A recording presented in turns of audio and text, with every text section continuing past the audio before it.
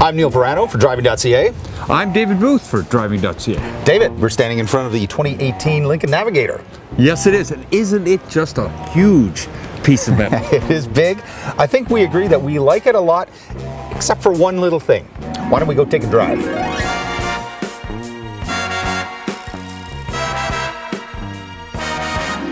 So, Neil, what do you like about the 2018 Lincoln Navigator? I think there's a lot to like in here. I think this is a very luxurious car. You remember you and I did the Continental when it came out last year, I think? Yeah. And we really thought it was a big step forward for Lincoln, the both of us. Yes. I think this is the same with the Navigator.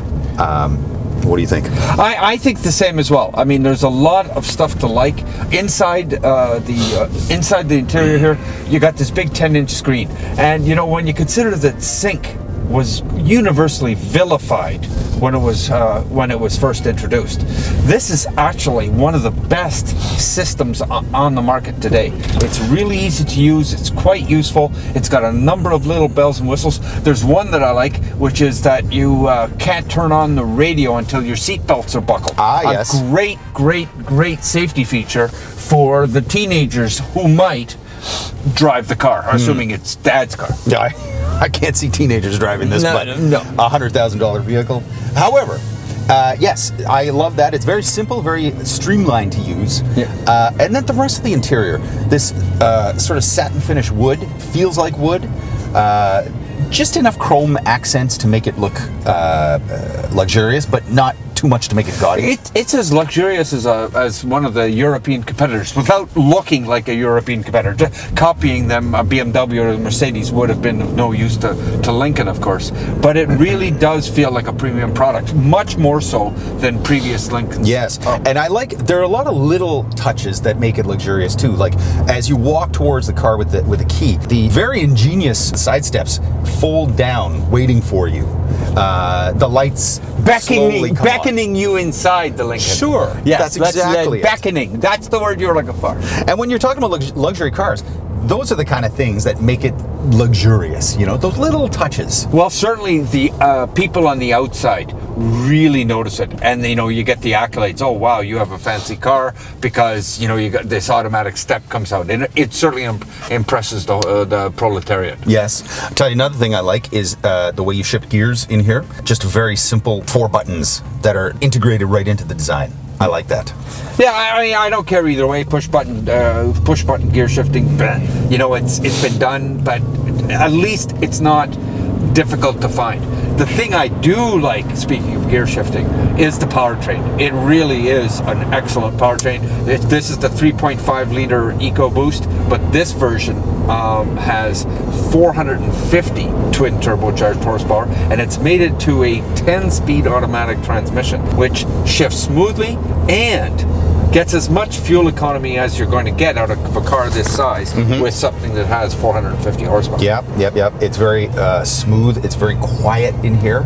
Very quiet. Yeah. It even handles pretty good. Let's face it. This is a big piglet made a little less oinky by the fact that the body is now made in aluminum, so it's lighter. It's got adaptive suspension. I know one of the driving modes is called Excite. I wouldn't go quite that far, but it does handle better than you might expect for something this size. I know. Generally, powertrain, chassis, luxury, we like pretty well everything. But there's one thing to complain about. I agree. But there is one thing to complain about, and I think both you and I feel the same way. Yeah. The seats. The base version is 22-way adjustable. You can add more adjustability by adding some computer controls off the sync system. Despite this absolute flexibility, I mean, there's so many different cushions with so many different controls. It's almost like you need a NASA engineer to control it. On the other hand, I could never find any position that was really truly comfortable for me driving. No. and neither could I. And not only that, but the seats feel small. They're very narrow. Yeah, it's amazing. I mean, the typical Navigator client, not to cast asparagus, as they say, is a largest human being. They might be a little more prosperous than we are. They visited Pat Mario's once in their in their lifetime, and I'm kind of svelte and gazelle-like, and I find the seat bolsters very narrow, and I've got them in their widest position. Yeah. Besides that, the lumbar support, I can't. It's as far back as it'll go, and it still seems to push me in the lower back region. So, and I also feel that they're narrow, as I said, and they feel lumpy. All of the different things that move, I can feel all of them. And absolutely they're firm, agreed. You know, absolutely agreed. I don't know why they should just take the seats out of the Ford F-150. Yeah. It's not that the seats are necessarily uncomfortable. I find them not to my liking, but there'll be some people, and we've heard from other people, that found them just fine.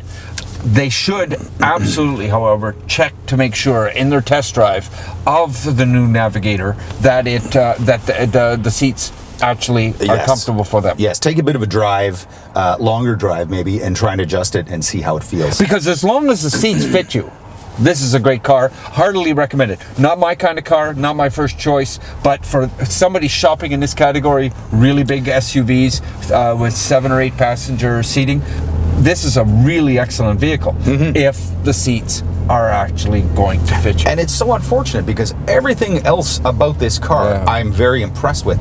For Driving.ca, I'm Neil Verano. And I'm David Booth.